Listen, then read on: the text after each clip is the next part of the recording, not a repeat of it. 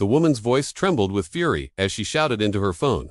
911. He's not letting me in his house. But the man she was calling about didn't say a word. He stood still, calm, composed, and heartbreakingly tired of moments like this. What she didn't know was that the voice about to answer her 911 call belonged to his wife. The late afternoon sun sank low over the quiet Arizona suburb, stretching long shadows across the smooth, private road of a gated community. The hum of cicadas filled the still air. Just outside the entrance, a woman stood trembling with indignation, her voice sharp, slicing through the calm. Her name was Margaret Hill, a longtime member of the Homeowners Association, known for enforcing every rule like it was law. Across from her stood a man, tall, quiet, impeccably dressed. His name was David Carter. His face was calm, his eyes steady, but his silence carried weight, the kind of silence that has learned, over years, to protect dignity from being dragged into senseless conflict. Margaret pointed an accusing finger. You can't just block me from entering this neighborhood. I have a meeting inside. You people think you can just. David didn't flinch. He simply said, "Ma'am, this is my home, and you're not on the visitor list." It was a simple statement of fact, but for her, it was an offense. She whipped out her phone, voice trembling with anger. "Fine, I'm calling 911. Let's see how you explain this when the police arrive." David exhaled softly, leaning against his car. His briefcase rested beside him, a symbol of another long day. Another test of patience he never asked for.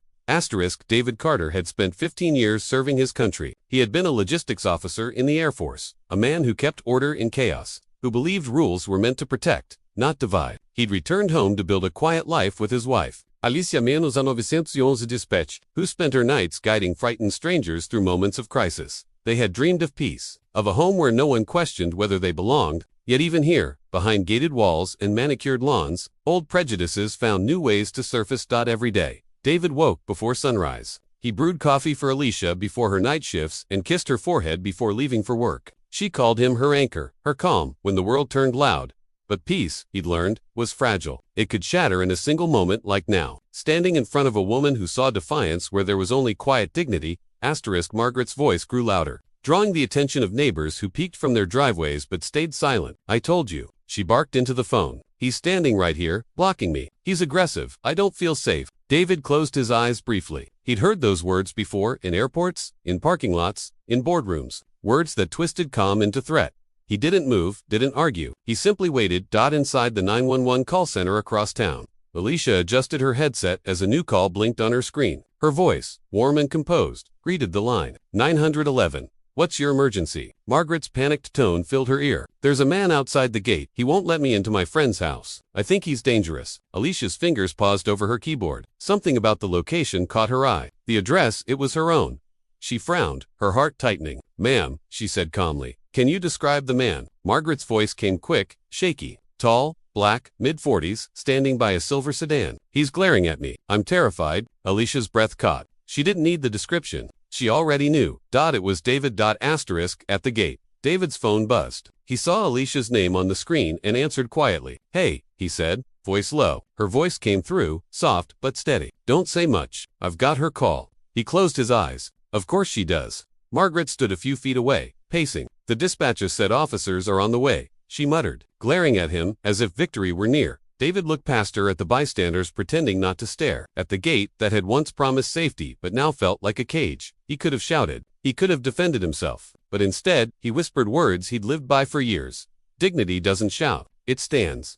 10 minutes later, 2 patrol cars arrived. The officers stepped out, alert but cautious. Alicia had briefed them. Margaret rushed toward them, pointing. "That's him. He's the one." The first officer approached David and nodded. "Mr. Carter, good evening. Your wife called ahead. Everything's fine here." Margaret froze. "His wife?" The officer nodded. "Yes, ma'am. The dispatcher who took your call, that's Mrs. Alicia Carter. She's our best. She told us exactly what's going on."